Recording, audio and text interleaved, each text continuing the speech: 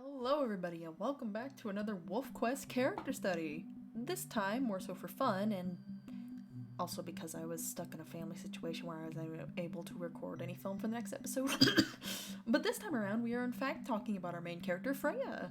If anyone remembers the trailer, which is very old and not so great at this point, Frea is from her parents' second litter and also the only survivor of that litter. Hence the series name. She was the third pup of four, with her litter mates being Rinka, Sol, and Dove. Rinka and Sol were both very headstrong and playful, while Dove was quiet and very clingy with Freya and their parents. And before being the only survivor, Freya actually had a different personality as a pup compared to the one she has now. She was still very cautious, often trying to keep her two older siblings out of trouble, but she was much more outgoing and open, and though it often got all three in trouble, Rinka and Sol helped her get out of her bubble. As her parents were crossing the river to get her and her siblings to the summer hunting grounds, a huge wave came and took three of her siblings all in one breath. She had been lucky enough to already be on the other side with her mother, and when her father came out of that river, he was an entirely different wolf. And unfortunately, so was she. Seri had nightmares while Frea hardly slept, being able to hide it since more often than not her parents were carrying her all the way to the summer home after what happened to her siblings. She was on edge, even more so than her father, and constantly wondering out of all her siblings, why her? Why did she get so lucky? It should have been her. She wasn't strong or brave like Rinka or Sol, so why did she get to be the one that lived? To make a long story short, Frea has a strong case of survivor's guilt. Woohoo! A headcanon of mine is that since it isn't implemented in the game yet, older litters stick around to help raise the pups. Freya's siblings from the first litter did help out, but they weren't around when the wave hit because they were taking down an already weakened elk for the pups to eat after they got out of the water. After what happened to Freya's litter mates, they didn't stick around much longer, as the guilt weighed heavily on them as well.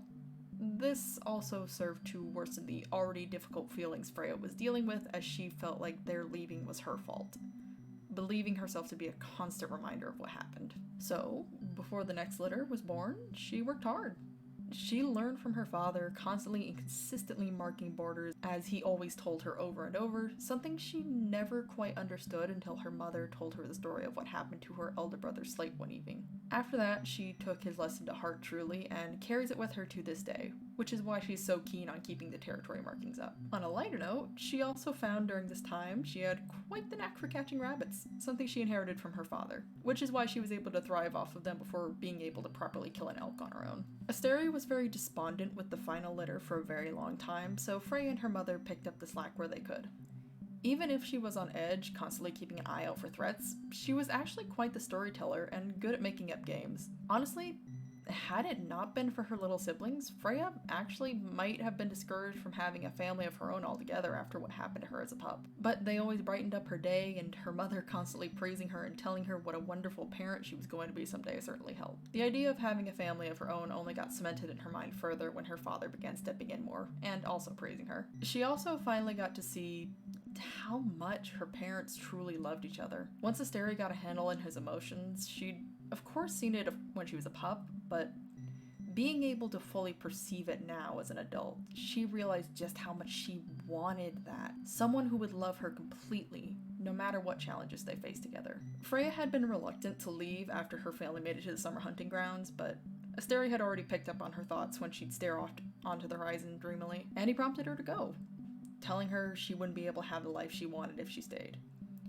She was hesitant, but he quite literally nudged her forward, her mother coming along as well to give her an approving nod, and with that, she was off. We've seen Freya's story from that point. Her journey learning to hunt, her meeting Achilles, her travel to Sloof Creek once more, and finally becoming a mother herself, and also witnessing her dealing with a similar grief that her parents had once gone through. But despite the hardships, there is so much left of her story to tell, and I'm so excited for wherever it may lead. Wow, okay, backstory rambling aside, let's get to these doodles and smaller headcanons, huh? So Freya's coat is almost a carbon copy of her mom Frea. Like, same shade, same markings, all over the place, everything. This is not just a headcanon, by the way. Frea was born in Wolfquest 2.7, where pups would take after their parents a bit more, And whereas all her siblings would be darker or lighter or take after their father, etc., Frea was just a little carbon copy of her mama. But her eyes, body, and fur shape as she's gotten older are all her dad's.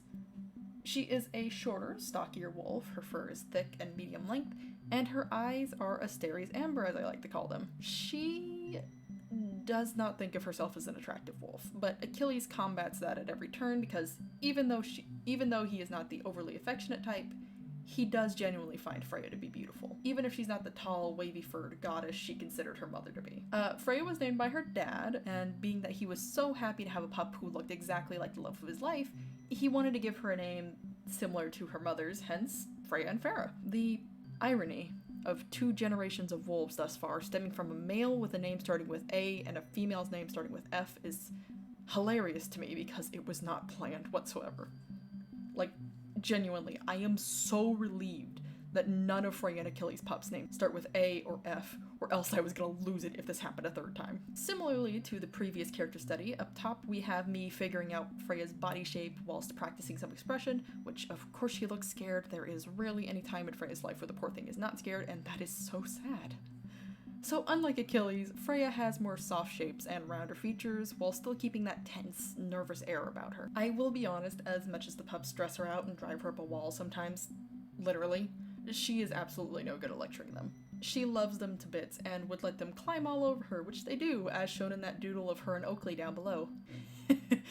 It's sad, because now you guys know why I drew Oakley specifically last time. We also have yet another Frea and Achilles doodle, whereas Frea likes to rest her chin on top of Achilles to comfort him, Achilles will let Frea nestle herself up against him and gently press his nose against her to comfort her. As I mentioned, Achilles is not the overly affectionate type, but he loves Frea and does his best to comfort her where he can, touching his nose against her being a simple gesture that says, "I'm here for you," and it means more to her than any words in truth. Briefly brought up in Achilles' character study and earlier in this video, Frea has extreme anxiety, which I like to believe is a big cause for how she gets worn out so quickly in the game itself. She throws herself into a panic over anything going wrong, and by the time she gets back to the den or has a moment to breathe, she is about to drop dead. Which is where moments of Achilles comforting her typically happen the most. We have yet another cartoony doodle of Frea. I really like these, and I'm probably going to use them for something, I just don't know what yet. Finally, we have a doodle of the pup who looks most like Frea, and that pup is Barkley. While he doesn't have that many markings that are too similar to Freya's, he is the lightest pup out of everyone in his litter, and the only one that is actually gray like his mother. But alas, he is a little bit of an Achilles clone as well, as he has his father's dark eye circles and more scruffy appearance. Again, a little coincidence that I find hilarious that 2 of the Lee trio are the ones that look the most like their parents. Chance and Taff, I'm sorry, y'all are the outliers. I don't know where you got that black fur from. I think it's from Achilles, but I don't know. And that's Frea. I hope you guys enjoyed this video. Next episode will be up next week, and there will actually be another non-Wolfquest video coming out tomorrow. If you guys didn't like the Frantic Fanfic video, no worries, it's not that. But if any of you guys did, I will likely be posting another video of that when I can find the time to edit it, so thank you all so much for watching. I hope you're having a wonderful day, night, or afternoon, whenever you're watching this. See you later, alligators.